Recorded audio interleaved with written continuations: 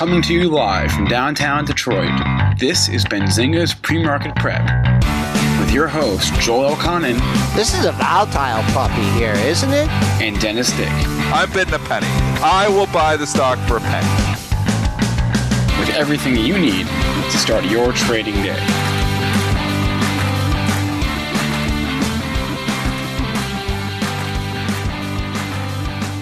Good morning, everybody. Welcome to this Monday edition of Benzinga's Pre-Market Prep. Spencer Israel here with Joel Elconin and Dennis Dick. It is an M&A kind of day today. A lot of M&A headlines. 3 deals going through, 1 deal not going through. Novartis and the Medicines Company, SCHW-AMTD, Ameritrade, Tiffany's. Those deals all look good to go. HPQ moving to reject the latest offer from Xerox. We'll talk through all these headlines, the implications of them. On the show today, some other headlines as well. Uber, big move down this morning, losing their license in London. We'll talk about that. Tesla up on some pre-order data. And some earnings to discuss if we have time for later in the week, today after the bell and tomorrow. Our guest today is Sean Emory. He's the founder and CIO of Avory and Company. He will join us at 8:35 to talk about the stocks on his radar, what he's bullish and bearish on for the rest of the year. In the meantime, Joel, what's the word here overnight? We got some nice green, Spencer, trading up 6 1/4 handles at 31.1775.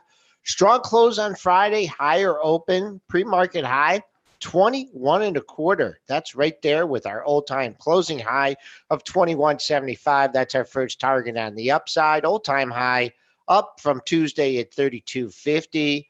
Crude in the red by 8 cents at 57.69. You have gold in the red by 5.10 at 14.58.5. You have silver back under 17, down a dime at 16.90. And Bitcoin, well, I guess the good news is it's back in the 7,000 handle. The bad news is it dipped to 6,500 overnight. 6,000 shares or 6,000 contracts have traded. Volume picking up in Bitcoin ahead of the Thursday Thanksgiving trading session. We can talk about that more with Spencer when we bring him on.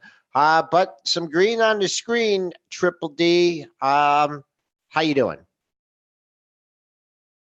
A very fast market. Okay, well. So for 2 reasons. 1 is that I slept in, which I don't normally do, but I did. And 2 is that I've got a ton of positions on that and 1 very bad position. Which do you want us? Do you want to? No, I'm good. We'll talk. We're going to talk. But I was trying to work out of some garbage here. So anyways, continuing on. What's M&A Monday? What's up? Yeah, it is definitely M&A Monday. So let's start with the biggest gainer this morning on my up filter here on Benzinga Pro. That's MDCO, the Medicines Company. They're getting acquired here this morning by Novartis for $85 a share. That brings the total value of the deal to around $7 billion. Is this the new thing, Joel, that the acquirers don't go down much anymore? Because we've seen this on the last few deals. And, we can talk about synergies, obviously, with Schwab and Ameritrade. But there was another deal in there last week or a week and a half ago where the acquirer didn't go down much. And now we come in here and we see Novartis, which obviously our price discovery has already happened because it's trading over in Europe actively. Not down at all, paying a huge premium for MDCO. So it seems like this market is not punishing the acquirers as much as they were 2 months ago. And this must have been rumored last week, right? Because I'm looking at the MDCO chart and you were trading around $60. Remember, you had a bump from 51.98 to 58.65 up to 70. So I just don't remember talking about this last week. No, we didn't. But it had to be in the news, though. It was. It was in the news, and Novartis declined comment. So. Well, I will say, the Novartis, I see it's trading down only 26 cents. Sometimes there's a little bit of a delayed reaction too, right? So, we're saying. But we got to go back. This is an ADR, so it's not about a delayed reaction. This is already actively traded in Europe for the last 5 hours. So, unless you're thinking the reaction is going to be in days later, this has already almost done its trading day. So I would agree with that point if this wasn't an ADR, but because NVS is an ADR, we are actively trading in Europe. We're in a nickel market here right now. Price discovery has already happened on this. All right. Well, then maybe Do you see my point on that? Yeah, no, I agree. Before I was saying that, I was thinking that it was an ADR, but I'm just thinking too, well, we'll see. I mean, it's just, I know we're looking for immediate reaction here. And certainly there was a good reaction to the Schwab from it. So it's definitely broke with trend here. I guess the only thing that I could say is that with this MDCO, if you're looking at the Schwab Ameritrade deal at all, the getting was good when that deal was first announced, and that has been a consistent trend. You could have sold AMTD that morning for what, 51, 52 bucks.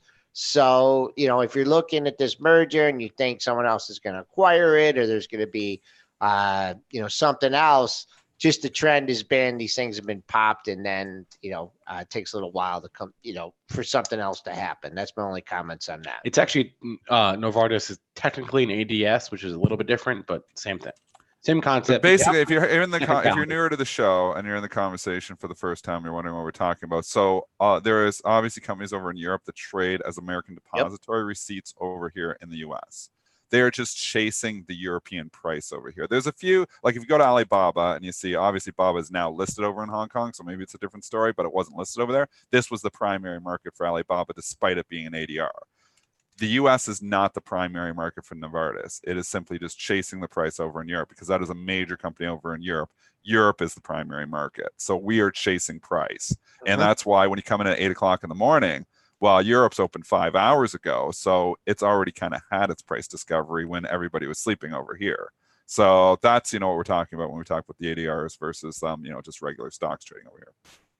And the difference real quick on an ADR versus an ADS is an ADR is actually, the R stands for receipt, and it's a depository bank creates these receipts, and they're based on underlying stocks, and you trade those receipts. An ADS is the actual underlying stock. It's a technicality. It's really sort of semantics, but they trade the same way, ADRs and ADSs. Dennis, I do have some good news for you. This morning. I need good news. I know you need it. So we have the TDA Schwab deal, right? That is an all stock transaction. I know you like those. Nice. So that's going to give me something to trade, because I do miss my Celgene Bristol Myers big time already. So here you go. $26 billion is the value. Give it to me. Value of this deal. The ratio, Schwab is to pay TD Ameritrade 1.0837. I like that. Schwab shares for every TDA share. So if you're worried about the 1.0837, what they try to do is equate the prices. So now you're going to trade percent for percent, which is not a bad deal too. I mean, today is different because obviously you have to do the adjustment for the deal. But going forward here, these stocks are going to probably trade very close percent for percent. So that's all you need to know. Schwab's up 1%. Ameritrade will be up 1% after today. This doesn't include today because you have the risk arbs that are repricing. And usually I will let 2-3 days settle for the risk arbs to really kind of feel where they want to price it. And then I jump in as an inefficiency trader. And if that ratio gets a little bit out, I will jump in. And I will jump in that thing for 10, 20 cents. So if, whatever reason, maybe stock opens weird or closes weird, or maybe there's just some inefficiency during the day, even I jump in those things. So I traded at Celgene Bristol Myers, I would say 3 to 4 times a week at least. When I used to do risk arb, and before high frequency trading was dominant, I would be trading these things, hundreds of times a day. But that, for the most part, is dominated by HFT, the daily fluctuations. You just get little inefficiencies, sometimes at the open, sometimes at the close, and sometimes if there's a big move in the overall market quickly. Other than that, it's hard to just sit there and trade it and day trade it, for instance. So I'm glad we got another deal. I'm glad the deal is done. What's the response from E-Trade here? E-Trade's trading down slightly. IBKR trading up slightly. Again, I don't understand why those two stocks are going in opposite directions, but again, I haven't understood a lot about why Schwab attacked Ameritrade before the deal anyways. So it's done. So at least we have closure here. Oh, what's going on? We got major movement, major movement. We got a little pop here. Well, not major, but it feels major because there's no volatility anymore. Talk to me. I was going to say, Brad, Dennis is turning into me. Spoos moved 3. I know. What's going on?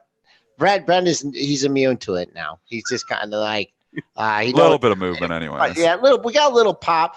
What's interesting here, and this is just from a trading point setup, we're trading near the lows of the session. I mean, I know we're up 6.5, or we're up 6.5. We're up 5 3/4. We opened at 19. So if you're looking at it from the perspective, we're weak. We're up 575, but we're weak. We're leaning on the lows of the pre-market session. We got a little gap to fill down to 1450. So just trying to hold support here. That pre-market low, as I said, is 1650. Nothing major going on in that. I still don't know what to think of this Schwab TD Ameritrade deal. I'm trying to get my hands around it. I don't think it's good for anybody else. Obviously, the streets already voiced its opinion on E-Trade. I don't know what these commission-free houses are thinking about this, Webull and Robinhood. I can't imagine it being good for them. No. So I don't know. Maybe it's good for Schwab and TD Ameritrade and nobody else. Well, that's probably it. I mean, now you're looking who's going to be the suitor to come in ETFC. I know on Fast Money they were talking that there probably is going to be another suitor, and they were talking potentially about buying the pullback. I'm not sure that's the case. Maybe there is. Maybe there is out there. Well, there's a lot of brokers out there. So, maybe you want to go full service. Maybe one of the full service brokers want to buy E-Trade. Yeah, Vanguard could buy them, right? Vanguard it could go. Yeah, there could be a ton of potential suitors out there. So many. There's tons of potential suitors out there, but do they want it? Do they want to buy something, just for, obviously you're not getting commission structure anymore, but do you want to be buying something for, the deposits and for payment for order flow? I'm not sure. So my logic would think that this business is not as good when they had the 695 a trade. Now that they don't have it, but that was proven wrong when Schwab took over Ameritrade. So I don't know. I'm still grasping everything on these deals. Barron says it's good for Schwab, but it is. There's no doubt the synergies are there. We talked about this. I still don't understand why Schwab made the big move to knock them down and then buy them, unless they just thought that we needed to do this so that we could acquire them because maybe they didn't want to get acquired otherwise. Maybe that's what it was. But there's a lot of things happening behind the scenes on this. But first they attack a month earlier, they attack the business model, and then they acquire the company. So maybe they're just trying to knock it down so they could get it at a good price. You could say that too. But I find it hard to think that they knew nothing about this a month ago, and this just all got cooked up in the last 3 weeks. Pretty impressive M&A, to do it all in 3 weeks. Quickly, yeah. But we don't know. Maybe we'll never know. And I think that the Barron's thing is just Wall Street, liking Wall Street, New York liking, the older brand as opposed to the new upstart company. So I just keeping it in the old boys network, I think, is why Barron's likes it. There's still going to be maybe there will be some consolidation in the trading app space, like for Weebulls and the Robinhoods, but there's still a place for those companies at the table, right? There is still a place for a Robinhood, for example, or a Webull.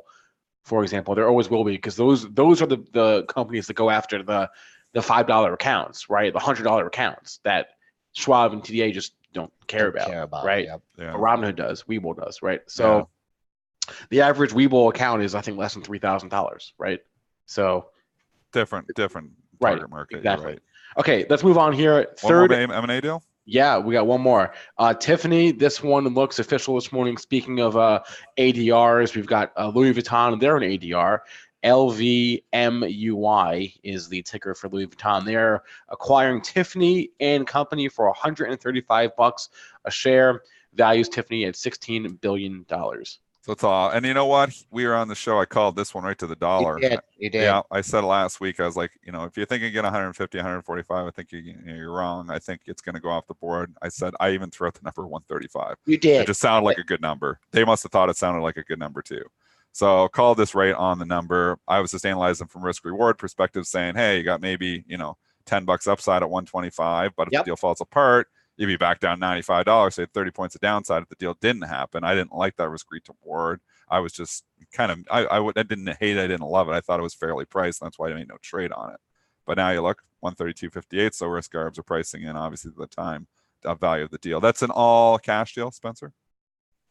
Oh, let me look real fast. I believe under the bus a little bit. Yeah, I believe it is. It's trading like an all cash deal. Yeah, it's an all cash deal. Okay, so there you go. $2.40 for a risk the deal doesn't go through, and obviously time value money. And I don't see anybody else coming in wanting to do Cash deals suck for me. There's nothing to trade here. So it's priced in. I mean, you want to try to go in there and get a nickel or a dime, sure. Or you think you're, a risk arb and you're just going to sit on that for the $2.40, go ahead. But, my money is worth more than sitting there for months trying to pick up the last $2.40. So I move on that one. Nothing more to say. While we're on the topic, though, why not look at MOV here, Movado? Haven't looked at them. You think somebody might come in and start scooping up another one of these companies? I'm not saying that. I'm just saying just look at the chart. Nice candle on Friday. I will say that. If you're just looking candle to candle, I mean, that's still not a pretty chart overall. I mean, you go to the weekly stocks in a clear downtrend. Stock's been obviously punished here over the course of the last year. I will say a little double bottom in place at 23.25, 23.36 in a decimal laden world. We'll say that's a double bottom. Closed near the highs. I like all that. So on a pullback here, if I was to go along this, I would lean out and be leaning on that 23.25 low. Do not want to see it below that. But, these trades, that's what it's all about. Setting up a risk reward ratio here. You risk yourself, if you were to pick it up in the 24.18 area, risk yourself $1. Saying that, hey, maybe, this is going to show some life because maybe other people might think somebody's sniffing around. A long losing streak with a couple small up days, so it has turned around. Flat in the pre-market trading. I'd say where's a bunch of highs in the same area? Maybe over 1, 2. What do we got here? 1, 2, 3, 4, 5 highs. Let's call it 24.65. That was even Friday's high. So above 24.65, you're clearing some like 4 or 5 levels since mid-November.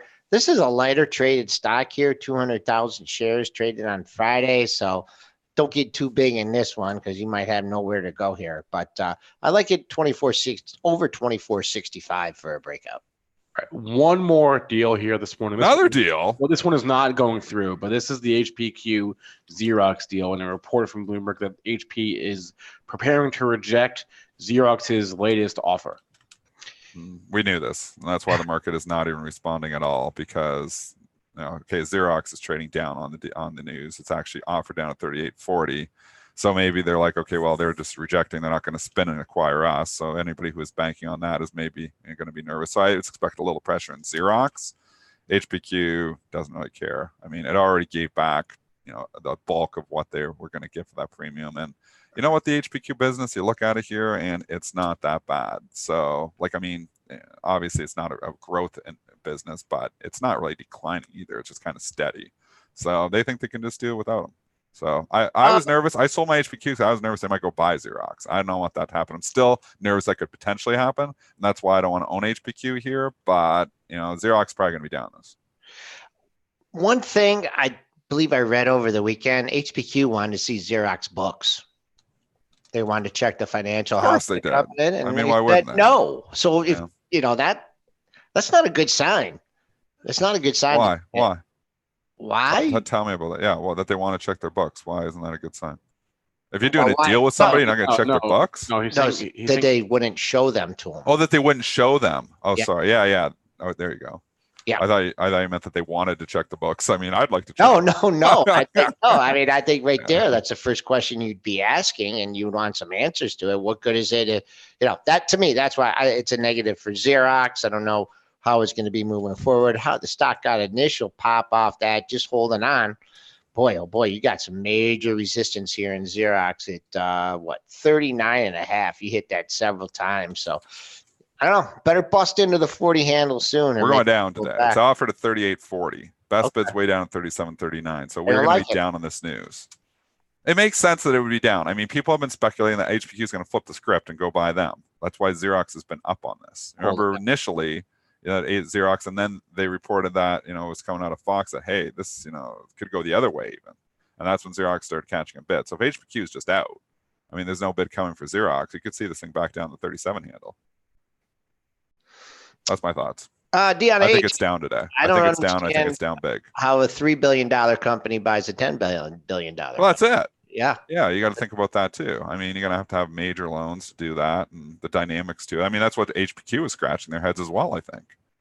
And that's why they want to see the books. I mean, how are you doing this? Talk to us. Because, we obviously are okay on our own here, so you're going to come acquire us with what money? We want to see the money. Show me the money. Show me the money. All right, so let's talk Tesla, Dennis. So you pre-ordered a Cybertruck, huh? You want to give here's my, and obviously Tesla's up 12 points this morning because the orders were pretty good. That is what they're saying. But what you were saying already is what, you had to put $100 down to order this thing? Refundable. Were they and refundable $100? Were they taking orders prior to the truck being shown? Because I'll tell you something. And me and my wife talked about this. I don't know if I've talked about this on the show. We talked about, buying a Tesla. My buddy just bought a Tesla. I was like, I want to see the truck. If the truck's cool, I might actually buy the truck. And because I like that performance Model 3 is a nice car, but I'm a truck guy. I was like, if it looks pretty cool, I'm gonna buy it. I would not touch that with a 10-foot pole. So, you could have people like me that were like, I'm interested. I'll throw $100 down. And then now I see it. I was like, I'm not interested. I don't know. I'm not sure if they took. That's what I'm trying to find out. I don't believe so. Did they take orders before the truck was actually, before the release party? I don't believe so. Okay, I don't know. But I asked that on Twitter last night too, and I don't think it matters. I mean, how many? It does matter because if those numbers were prior, there could be some cancellations of those numbers. Well, even so though, how many of these 200,000 people are actually going to buy this truck? Like 10%. At best. Well, no, I got to think it's more than that. You wouldn't put if you're not interested, you aren't put money down. Really? Why bother? Why are you just going to throw money down for fun? You're going to throw $100 down? It's refundable. It's refundable. Why wouldn't you? How many things do you buy that are refundable? This is like going into a store, buying something. Well, I can return it in 9 days. Well, no, you're just getting yourself on the list. So if the time comes in 5 years when Tesla's making enough trucks for you to get yours, if you still want it, you're there. And if I think it's more than 10%. I think it's a good chunk of them. But I just don't know if they were taking orders before, because I'm really disappointed. I talked to my one buddy Matt last night about this a long time, and he thinks it's horrible looking too. I mean, it reminds me of the Aztec from GM that they had. I think we talked about this on the show too. People were talking about It's I think it's actually looks awful. I think the stock was down 20 points not because the windows blew out. I think the stock was down 20 points because the truck is ugly. So, and maybe some people are into that ridiculous boxy, army truck type futuristic Mars rover look, but not me. I'm not sure. And I think the majority of the population is not into it. So I don't know what he was thinking. It looks like it should be on Mars. If I can, I'll play devil's advocate here for a second, please. Which is my favorite thing to do, but I'm not so sure it's that ugly, and here is why. You're warming up to it. No, not really. But I've seen enough examples of new products being launched that look so stupid or useless, but they end up being amazing and adopted by society. Do you have an example of it? Yes, I have several. The iPad. I thought the iPad was like the dumbest thing ever. It's just a larger iPhone, right? And it does the same thing. iPads are huge. AirPods. I thought were going to be a massive failure. No, it's not really ugly though. They look like all the other ones. But I thought they looked silly. Actually, I still think they look silly. But now I have my own pair, right? I have enough faith in Elon Musk and people like him to think to know that they know more about design than I do, and that they can often, these types of people can set the tone for future taste, right? So maybe this isn't a good looking truck today, but in a few years, who knows, right? So in 100 years, it's not the most beautiful truck now, but I also think that my opinion on that means nothing, right? Because I have enough faith in these designers to know what I'm gonna like in the future. So I don't think it is as ugly. I'm not on that train. I'm not hating this Cybertruck as much as everyone else, because I believe that they know what they're doing. No, I'm not I don't love Tesla as a company or anything, but I think that when it comes to designing a car, or in this case a truck, that they know more about that than I do. So I'm willing to just go with them on this. I'm just gonna go with them and trust that they know what they're doing when it comes to designing a truck, right? I am fully on the ugly train. I am aboard riding the ugly train. And I will say, as much as I think that short-term top isn't in Tesla, there's a nice triple top up there from the technicals at 360. Here we are getting half of the losses back overnight from just Friday. I think if you're long Tesla, it's been a nice run here. I think you sell it. That's my opinion. I'm not in it. but I think you got a level to lean on now, even if you're shorting up at 360. So setting up a trade, short 345, stop out if it makes new highs at like 361. You're risking 15 points. I like 2-to-1 risk reward, so I would want to cover it down at 315 if I was setting up that trade. But I think the easier money is now on the short side on Tesla. My opinion. And I've been bullish Tesla for a while. If you agree with the sentiment that Elon Musk is a visionary and someone, I love Elon Musk, someone who sees the future, right? Then you can put your faith that he knows what he's doing when it comes to designing a truck, right? I don't think like that's the reason. Like, if you're, first of all, it's not a huge market for this truck, right? It's a smaller market for this truck. If you think this truck is gonna like sink the company, you're probably wrong. Definitely not. Right. But could this take some luster away from it? I mean, okay, the numbers, so the pre-order numbers are pretty good so far, but like you said, how many people are really going to buy it? I was very excited for this product. I think this could have been a product that catapulted the stock up to new all-time highs. I don't think that now. Oh, I see. I think it still can be. What do they have? The 4 vehicles? How many they got? What is it? The 4? Yeah, they got the S, the 3, the X, the Y, and the size. So I think this one sucks. So I'm just going to say it. You know, that's a technical term. I can use it. But I think this one sucks. And that's why I think the stock cools off for a bit. And it's been on a hell of a run. I mean, this is not sinking Tesla. This is not like, oh, yeah, the zero is back on the table. The zero is never on the table, in my opinion. That's why I wrote puts on it. Gets back under 300, I'll probably write long-term puts on it again. But it's run a ridiculous amount here. It was a very good quarter. But again, like Mark Yusko said, a few little accounting tricks to make those numbers appear better than they were. But, you know, that's besides that. I think the truck's just ugly. And I think that the stock could cool off a bit here. All right, so it needs to cool off. And I don't think they're going to get as many people buying that truck as they say they are. I'm not ready to write the truck off yet. Does it make a difference how many pre-orders they make if they can't deliver the cars and make them? That's another question. They figure that that's out. The question. I don't know. What do you mean? People are still Well, first of all, that's a question for like 2 years from now. Yeah. Well, I mean, first of all, I'm not buying any cars anymore, so I'm certainly not buying the Cybertruck.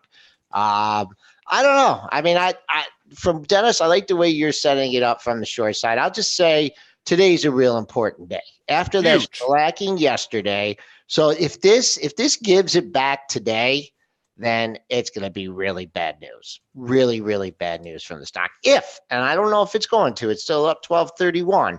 But boy, oh boy, if it does give it back today from a technical perspective, this bounce means absolutely nothing. There is a good biome, and I will probably get Disney Plus before I get this Cybertruck. That's all I have to say. I got Disney Plus, and I subscribed to it last week, and I watched all 3 episodes of The Mandalorian so far, and I'll tell you, it's awesome.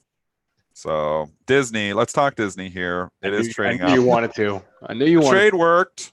Again, the trade worked. It was the pre-event. It had a nice run on Friday ahead of the event. I don't like holding through events, but I held some anyways.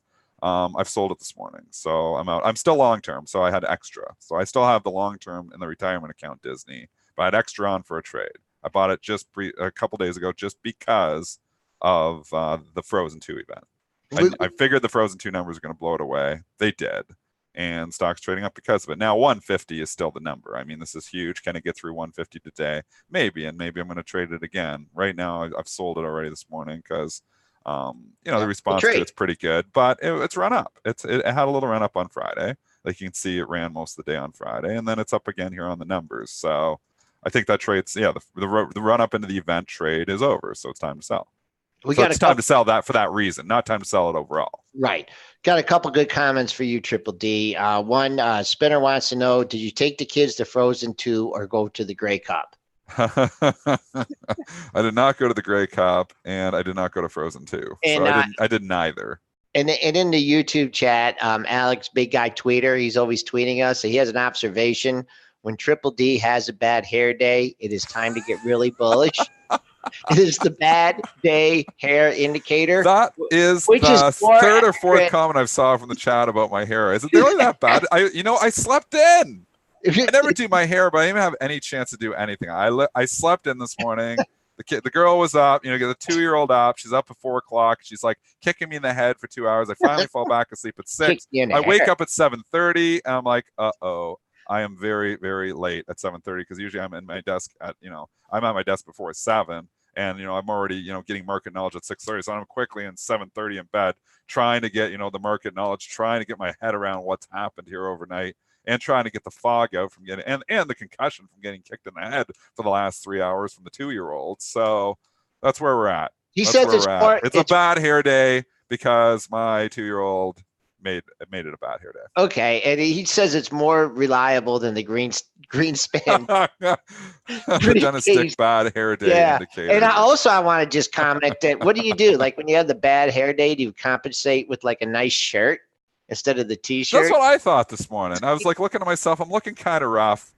Maybe I'm going to have to actually go and put on a nice shirt, and that'll counter it. But it made it look bad. It's like when you do a remodel on your house, and your house is maybe 30 years old, and then you remodel the bathroom or something, and you're like, wow, everything else looks really old now. really looks bad. I guess the hair, maybe it's the shirt that's making the bad hair stand out. Because I'll tell you, I never do much with my hair, but again, slept in, so I didn't have a chance to do anything with it. Usually I pat it down a little bit, but it's kind of wild right now. So bad hair day is fully on. That's okay. That's all right. We're glad to have you here. 8:31. We've got a guest coming on. 8:32 coming on here in a few minutes. Who's guest? I don't even know who the guest is. That's how little you pay attention during our little. Well, I wasn't there. I showed up 2 minutes before the show started. All right, Sean Emory is our guest today. Oh yeah, Sean, and I love Sean. Yeah, I was excited for Sean. I knew he was coming. I didn't know it's today. Sean, yes, Sean. Yeah, so you can grab a brush and be. Sean knows the fundamentals well, so we're excited. 3 minutes, we'll get you, Sean. What do you want to cover here? Let's do Uber. Got to talk Uber here. Why don't you just make my bad hair day worse? I'm sorry, but it's down 4% here. I mean, this was a known event. I don't remember. Not a known event. Dennis didn't know. I didn't know about it. I was long. Even though I said the 30 would run into trouble, I was still long. I don't remember if we talked about it or not, but it was on, regardless, it was on our doc to discuss. We may not have gotten to it, but it was. Spencer had this on the doc. If you knew this event was coming, this vote thing? Yes. The market didn't know about it.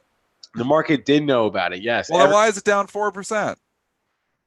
I think maybe so they had a weekend here. They had the weekend to try to get their license renewed in London. Couldn't do it. So their license to operate has been suspended. They have, I think, 21 days to appeal, during which time they're still allowed to operate. So Uber is still, as of this moment, operating in London, but it is their largest market in Europe. And this is now the second time they're going to have to go in front of regulators and essentially plead their case. All right. I was long it overnight from Friday. I don't know why I was long it, but I was. I mean, I get a lot of different positions on. I can't even remember the rationale behind the trade on Friday, but I was long it, and you come in, it's down 4%. It's like, oh, that's not good. Often enter trades for 0.1 or 0.2. This is the equivalent of, the picking up the nickels and getting run over by the bulldozer. So it's going to be a rough day because I was long Uber. I've sold it already. I mean, this is, when you got the losses, you got the losses, right? So I don't sit on here and, I hope it's going to come back. No, I'm down $1.50. It wasn't in it for that reason. This is bad news. And, I could sit here, maybe it does come back, but I don't stick around. I get out. So I eat the 4% and move on. Grind my way back and try to grind my way back in other trades. Let's take a look at Uber here and Lyft. I mean, I not to throw salt in the wound. Dennis, it had a nice little run last week. It did.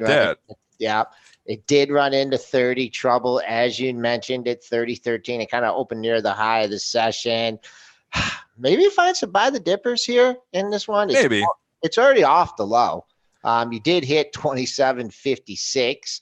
That's your pre-market low. So you're $1 above. I've sold right in here. Like I sold just literally a few minutes, like in the 28.20 to 28.40. It's been in here for a while. It's been in here for a couple hours. It's 28.20 to 28.40. Not bad. So. Yep. It sucks. I didn't sell low, probably because I was sleeping, but no, good thing you slept in. Yeah, good thing I slept in. Anyway, it still sucks. I mean, this is, it's such and this is the situation, it's a good, example. Every trader is going to have losing trades, and especially when you hold overnight, you're going to have news that is good for you, news that is bad for you. Random news sometimes hit, and you're saying this wasn't random. I didn't know what the votes, so I wish I would have known. But, we didn't know it was going to be good or bad. The market wouldn't be down 4% on it right now. But you've got to take your losses when you get something moving against you. You can't sit on there and say, well, I can't sell now, because I'm down $1.50. I got to hope that it comes back. I mean, that's how you end up turning a little loser into a big loser. So you got to eat your losses when you do, and be disciplined. I always eat my losses. My trading portfolio, my day trading portfolio is typically, I typically get a flat and then I continue to build it on. But usually, like I said, if you follow my trading, I like to trade at the close. I like to trade, the events. Sometimes I have some swings on, but which might stay on later. But for the most part, I trade overnight, I trade the pre-market, I trade the open. For the most part, I usually try to get out of most of my day trading positions by 10 a.m. the next day, and then I start to rebuild them around 3 o'clock. And going from there, for whatever reason, maybe there's run-up event, maybe there's there's all the different strategies we talked about all the time. Point is, when you got a loser, you can't sit on it hoping it comes back. You just got to eat it.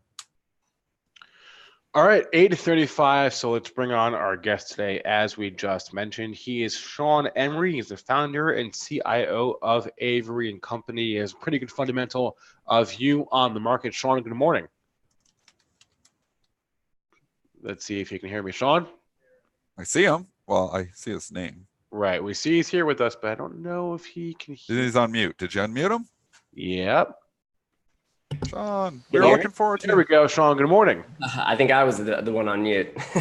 How's it going? Like that. Joel does that once a week. I do it every. Of course. Joel used to do it every day. He's down to once a week. Right. Used to do it a lot more. How's it going this morning, Sean? It's going well. Happy Monday to everybody. Yeah, it's actually a synthetic Tuesday here with the short week. But only Joel called that. You were doing some traveling last week. I was. What were you doing? Vacation or business? No, unfortunately not. It was all business. So I was traveling a couple different cities and meeting with investors, and I think the conclusion is everyone is nervous, and no matter what. So that's all good business. though, isn't it? Isn't that good that people are, because if everyone was fat and happy, then you'd maybe be looking for a turnaround. But explain that. I mean, these are long-term investors, right? That are in for the long haul here. If they're nervous, then why don't they just get out or buy puts or sell calls or doing something like that? Why complain about it? No, for sure. I mean, look, we make sure that we partner with the right people with the right mindset. So that's clear. But at the end of the day, it's less about the market nervousness. It's more about the economy nervousness, because that's what you read in the paper every day. And again, it's just giving our viewpoint on the material. And again, that subsides everyone, because we're doing it every day. Most of our investors are not. So when you hear things like recession, I understand why someone's nervous. And it's essentially our job to give them the facts, Okay. All right. Let's start with one you were sticking with when you were on the show last time here, Square. SQ. There's a stock that I hear the most bullish stuff about on this show, whether it's from Spencer. Spencer, do you own it? I mean, I own it in. You better. I own it in like a fund. I don't own it fund. Like And Spencer is. I own it direct. I don't own it directly. But Jeremy Newsom, right, was bullish. But talk about the setup here. It's kind of been, I mean, it's coming out of here off earnings. It's been, up and down, but it looks like you finally cleared 65. That kind of had been a pesky area. Talk to us about the last earnings report and what price action you're looking at. Yeah, there's definitely the company, and then there's the stock. This is the first time, honestly, in a long time that going into earnings, the stock has underperformed going into it. And again, we're seeing kind of that opposite effect. Square actually has the on occasion, when it was going up considerably, post earnings, it would trade down on positive news. But when you go on the operations of this company, again, it's growing plus 40% year over year on the top line. They held their margin in line for next year. Essentially, they gave us an early read into kind of revenue and margins for the next fiscal year. And again, all that is constructive. I mean, the key takeaway is that they're reinvesting into growth. When you are growing 40% year over year, and you have two different components of your business, the consumer side, essentially Cash App, which is growing over 100% year over year, and they're turning on that monetization mechanism. And then you have the other side again, which is their core Square business, which is measured by gross purchase volume going through that system. I mean, that's growing considerably at 25% year over year. So this remains a growth story. Margins, as we saw last quarter, they can flex, but they're deciding not to flex their margin. And again, if you're an investor for the long term, I think you want your company to grow into what is a unique story of a two-sided market with Cash App and then their core business. So I think it's a healthy operational story here on the technicals. Obviously, we've had kind of this trend down from the 101s to the 83s back in July. And I think ultimately this thing will resolve higher. It's just a matter of when that happens. What are your thoughts here? And I've given this argument before. I'm a kind of a value guy, so this isn't the typical stock that I come in. But I look at this and I see analyst estimates going out a couple of years, and I see some $1.50, $2, and I think, you know what? This is one that actually is going to be making money here eventually. It's not like this cash burn situation with some of these growth stories. And this is something that actually could grow into this valuation. It is pricey. I mean, if you're just a pure value guy, you look at something, trading as with the PE what it is, but I mean, this is something that, could grow into this valuation. What are your thoughts there? Like just from, a value perspective. Yeah, look, it's definitely not a value. I mean, it's not a value stock. Yeah, value stocks historically don't grow 40+% anyways. But it's not expensive really. Like it's not, in some of these cases we're looking at, these companies are just burning cash left and right. They don't even think about the bottom line. There's potential for a bottom line here, correct? Yeah, no, they're gap positive. There's going to be this transition mechanism, which we see historically with a lot of companies where they go from stock-based comp to then buying back shares, right? When you actually are gap cash flow positive, you begin to buy back those shares, and all the dilution that you did in the past, actually you're taking it back. We saw, I put out a chart on Microsoft where you have this ramp up in stock-based comp, and then over years they just become net buyers of their shares, and kind of net, they actually have less share counts and less dilution than somebody would have said. But again, you have to believe the fundamental story long-term, that their core payments business is going to continue to take share and hold that business. We think it's a very, very sticky business, specifically those customers that are using all the components of the business, their subscription and service products. So things like payroll and their appointments business, their financing business. So anyone that's in that ecosystem, we think is very, very sticky for the most part. They're winning deals in arenas. So they were the payment provider at the Nationals, Washington Nationals for baseball. So big year for them. And they just locked in the Golden State Warriors. So this is no longer a coffee story. This is much bigger than that. And we think that's the core business, and that's extremely healthy. And then again, the Cash App business. I mean, we saw today, TD Ameritrade, Schwab, there's a lot going on in kind of the brokerage business. And we think the story today with that transaction is more defensive than offensive. And it's literally the Robinhoods and the Square Cashes of the world that we think are putting that pressure to consolidate, offer free trade so they can meet the kind of that lure to Cash App, and also Robinhood, specifically Robinhood, because they were the pioneers really to make it popular. And again, so when we look back and we look at this story, we think it's extremely healthy. And again, it's not a value play by most metrics, but you can see a line of sight where this thing could get cheap if this stock doesn't move higher. We're on the line with Sean Emory, founder and CIO of Avory and Company. Two questions here. First, you're Sean Emory, but the name of your company is Avory. Yeah, we wanted a word that meant nothing. Okay. I love that. We wanted a word that meant nothing, that could stand for itself. The word Avory, specifically, I mean, you look up words or meanings, it doesn't really have a meaning, but it does have kind of these unique meanings of independence, and that's what we are. We're an independent research firm, and I like that. Manage assets. I do too. Yeah. Okay. I've never heard that before. We wanted a word that meant nothing. I like that. Second question, a little bit more difficult for you. What would you say to investors that say Jack Dorsey has too much on his plate? He can't, Square and Twitter. He's got to dump one of them, and just give the company a fair shot. What would you say to that comment? Well, I'd say Bezos has even more of a issue with all the businesses he's running. But look, Jack Dorsey has done a good job. I mean, I think the Twitter business is extremely difficult to expand upon. I think they've tried a lot of things and they haven't gotten traction. Buy within it, different ad models, TV.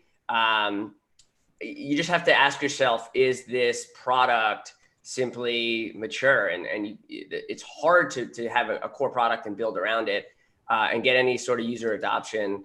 I mean, they've tinkered a little bit, right? 140 to 280 and expanding that model. But again, I think he's done a good job. Square's, again, growing wonderfully, while the Twitter business has shown that they can monetize that business and rein in costs and show some profitability. So I think he's done a fine job. When you look at him and you look at these companies, specifically Square, because that's the one I know best, is he lets his managers run the business. I mean, Amrita, the CFO, has a good grip on that business, and she's fairly new.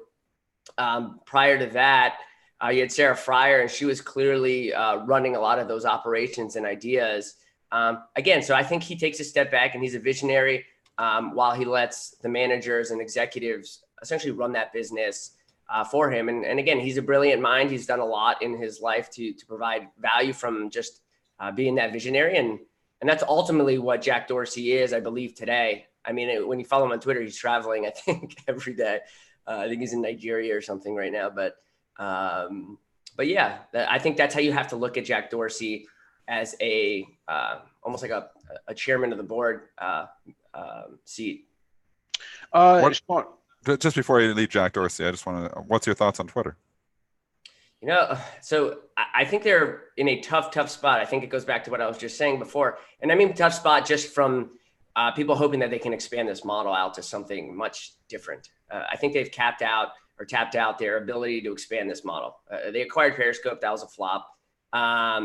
And everything they've tried to do, I think they're hitting the right tone from a live standpoint, trying to be the kind of that live tool. I've talked to some people where what's the next level of monetization? Is it a form of paid in, right, with no ads, and you get that type of model, the premium Twitter? I don't know if that would work. I asked myself internally, would I pay for a Twitter business? But again, that's as far as I go before that business is kind of the ultimate maturity. So again, I don't love Twitter. I've never loved Twitter as an investment, nor as a business, because I think people are hoping that this thing can expand much broader than the opportunity that they've already tapped. So that's really it. I think it's a monetization story. I think everyone can see that they're putting more and more ads into the ad feed or into the Twitter feed recently. Oh yeah. I wonder if that's a miss or it's simply a miss from last quarter. And they're trying to recoup some of that to hit their year-end number, or is it something more material where you throw more ads and then you convert that into a premium model because people don't want to see that many ads, and you kind of naturally force them to want a ad-free feed. I don't know.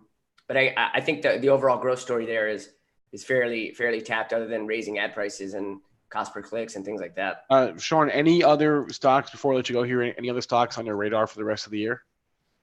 Well, again, I think today we saw Tiffany, right, get acquired. Yep. And finalize that. And I think there's something, and I talked about it last time in Capri, that there's this huge negativity towards retail. And if you ask anyone what's their favorite stocks in retail, you essentially get Target, Walmart, and maybe Lululemon.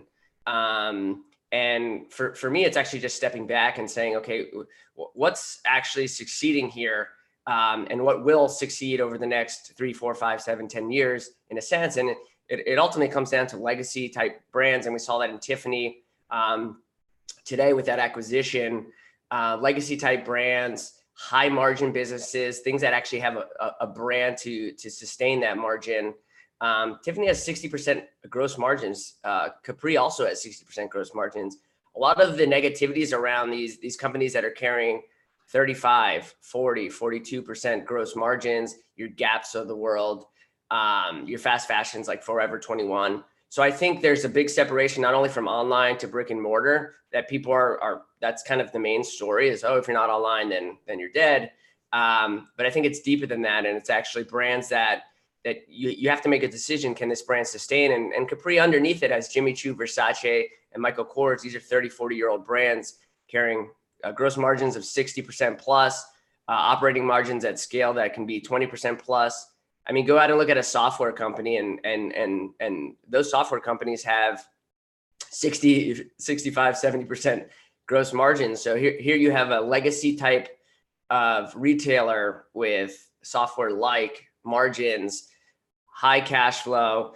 And again, you have to make that distinction, but the valuations here specifically for this company is very cheap. And I think Tiffany, that acquisition today at 30 times or 28 times cash flow, is evident that people will pay up for for something that can sustain itself from its brand identity and the legacy of its brand, and then carry those margins again. So I think there's an important thing to consider here when thinking about only brick and mortar and online. It's much deeper than that, and you have to kind of segment the market even further.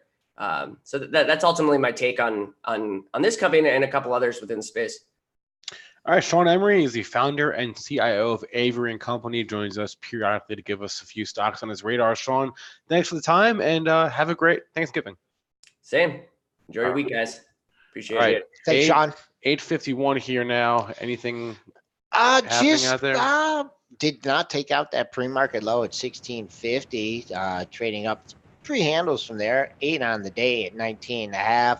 All-time closing high was 2175. That was from last week. So clear that, folks. All-time high is up there at 3250. Tesla's holding in there. Still holding a majority of its gains, up 11.70. Big volume, 546,000. Yeah, that is big volume. Mm-hmm. That is big volume. So we'll see it. Let's see. The pre-market high is 349.77. I'm looking at this. The technical setup is like, okay, this is good. They're going to sell a zillion of those trucks, and this is going back to new all-time high. Well, that's what the people are buying it. But that's what I'm saying right now. I'm but saying, I don't see that. Yeah. You're gonna fill that gap from Friday. You're gonna go to 354, right? That's still almost $9 from here. You're gonna post a new closing high for. He's saying a scenario too. He's not saying we're going to do this. He's painting a scenario. Believe me, that's what I'm saying. If this is, if you're buying it here. Yep. You're looking to fill that gap and boom, take out. And there is a triple top there called 360. Dennis, I know in his decimal world, 59.99, 61.20, and 60.84. Show me it can get through there, and I'll be a Tesla bull. I think if you're buying it here, you're on the wrong side of the trade. Depending on your time horizon, I see room up to 354, 360, but I think this rally is more of a to be sold on Friday. In this thing, a day trader been buying it. A lot of people got smoked. A lot of people were probably into the thing saying this truck's going to be awesome, and it wasn't awesome. That was the bottom line. I mean, you can say it was broken windows, down 20 points because of broken windows, but I don't believe that. Again, I'm going to say it's down 20 points because the truck was ugly. And there's people who are probably maybe backing off on thoughts of buying it, like me. I think I'm a typical consumer. I was thinking, I was going to potentially think about buying this, saw it, and I was like, no, thank you. So I think this rally, and obviously it's a hope rally, that, hey, the orders are pretty good. The people actually like the truck. Well, like you were saying, they put $100 down. They don't have to commit. They can get it back. I mean, it doesn't mean this is the, and really, what's the order is going to be coming. Like maybe those people who are going to buy it no matter what. Are other people just coming in? Is everybody going to talk about this, saying this is the truck I want to buy?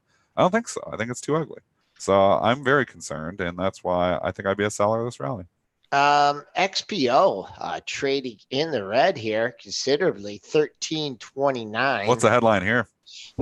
That's a good question. No, this is bad tick. Bad tick. Bad tick Hanover? Bad tick, yeah. Bad tickitis. There's nothing even offered down, and it's bid back up. I think this is somebody, an off-exchange trade at $70.01. And that was just an off-exchange trade. I don't think it's going to be down 12. I don't think this is going to come right. This isn't down this right now. We had news, somebody sold. We had news just as we started talking with Sean on eBay. What's up? eBay. So XPO, don't worry about that. I think that's just a bad tick. It's not going to open down that much. eBay nearing a deal to sell StubHub for around $4 billion here. Well, we talked about this, and this was the wild card with eBay. Yes. And we talked about StubHub and, the potential spinoff for this. And, that's why I kind of like the stock. Then they had earnings. Obviously, it's disappointing. I have no position in it. But you knew this was kind of the wild card. So I honestly wish I would have been buying here at 34.35 because with the StubHub, there is some value here. This is a value stock. Now, it's not a growth story, and maybe they're spinning off their one good growth story, although, like you were saying, you can buy these tickets anywhere now. Yeah. So hard to get on board and get all excited. I mean, we knew this was coming, but this was the catalyst that maybe you sell into, because you knew this was probably coming. Interesting area here. You had the high on the earnings day at 36.65. Sold off hard off that level. You got the 37 today. So you're getting into this whole gap area. Got a gap to fill up to 38.36. But if I'm buying this thing really near the open and above 37, then I want to see 37.30, 37.40, 37.50. I don't want to see this thing back under 37 and offered below that 36.65 high. So you're gapping into a gap area. Just make sure it just keeps on going if you're buying this one off the hop. And I'll tell you, they made a lot of money off me off StubHub. So I don't know if that's a great business to sell, but we'll see what happens. The street likes it right now. I got to tell you, this is, the analysts have come out of their slumber here today, and they are coming out with their upgrades and downgrades shoes on. There's some big names, big ratings. We only have 4 minutes. Let's try to cover 3 or 4 big ones. There's some huge calls here this morning. I don't know who you think is the biggest. I could just run down the list here. I'm going to say it's Netflix. Okay. I'd say NVIDIA. NVIDIA is big too. That's my point. Okay. So it's Netflix versus NVIDIA for who's the most important rating here today. Wait, so the NVIDIA one, the Netflix I may have missed. NVIDIA upgraded Morgan Stanley to overweight this morning. Morgan Stanley giving NVIDIA a $259 price target. Is that the most, when's the last NVIDIA upgrade we had? I feel like it was not. It's been a while. Let me go by date here in Pro. Well, we had one a few weeks ago from Craig Hallam. They're not super influential. Last big upgrade to NVIDIA was back. Yeah, you're right. It's been a while because everyone is already at buy. So yeah, it's been in consolidation station here for the better part of a month. I mean, we had the earnings report and they bought it right back too. It's telling you there's just underneath demand for this stock. I think this stock makes new all-time highs next year. I'm still long it in the long-term portfolio. It's had a nice run. I'm in from, I don't even remember, 140-ish or something, or 150. Obviously, it was in the gutter there for a while, and I decided to pull the trigger when it was only when it was getting down like the 150, it was only trading like 28 times earnings. It wasn't like crazy. So obviously, that multiple's expanded now because the stock's had a run. But I think this could, you think AMD, how much it's running here, I still think NVIDIA is best of breed. And then my point was there were so many ratings that I missed Netflix. I missed the downgrade at Wells Fargo. Yeah, so let's go. So I like the NVIDIA call. I'm still long it. So Wells Fargo downgrading Netflix this morning to underperform, lowering their price target from 308 to 265. You know what? Is there other news here on Netflix? Is there anything else that's helping it? Because I'm shocked this is only down 2 points on this. No, not that I saw. It's only down $2. It gets downgraded by Wells to sell, and it falls $2. Wow. And underperform, they call it, but I'm shocked it's not down like 5 or 6. So I don't know. It's resilient. I guess that's good resilience there. But when you have a big major like that downgrading it to sell, I would think that would knock 2 or 3% off the price. So very impressive. I mean, the market is helping it, obviously, because the market is trading higher, but impressive resilience here for Netflix to not be down more. So I'd be cautious with this. Again, obviously, I've been bearish to the name for a long time. So, and I still think the path of least resistance is going to be lower here eventually, but it's caught an upswing. The story got a little bit hot here again. I still think the competition's coming, and I'm not playing nosebleed multiple for something that's going to be very competitive. All right, get your pen and pencils out here for one hell of a level here in Netflix. Yeah, okay, give it to me. 304. That's what's got a hold, 304. Yep. Double bottom from last 2 days. And guess what the pre-market low is? 304. Pre-market low 304.38. Right there. They're all coinciding. 304.26, 304.41, the pre-market low 304.38. That's the level. I mean, does it bounce there again? Maybe. I mean, if you're short it, maybe that's where you cover it in if it gets down to the 304 level again. It takes out 304, it's a slippery slope. Yeah, if it doesn't on this downgrade to sell, then I'd look out north. If it doesn't, yeah. Huge day for it. Just as big of a day for Tesla. This is a huge day for Netflix. It's got downgrade to sell.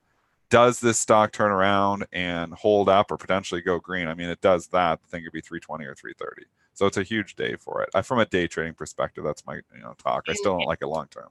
And for you NVIDIA traders, I see it traded up in the pre-market. I didn't go back enough in my data, but on earnings day, you had a spike to like 218.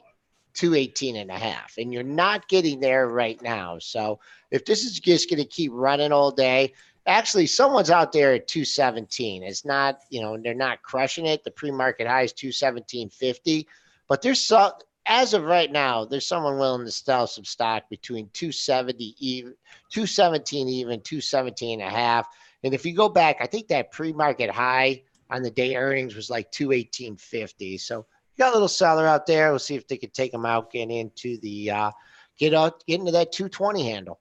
I mean, think about this though, and it's up 3%. I mean, if you're coming in and buying it now, it's up $6. I mean, it's not like, I don't think it's going up 5-6% on the upgrade. It's kind of all priced in. So longer term, I still like it.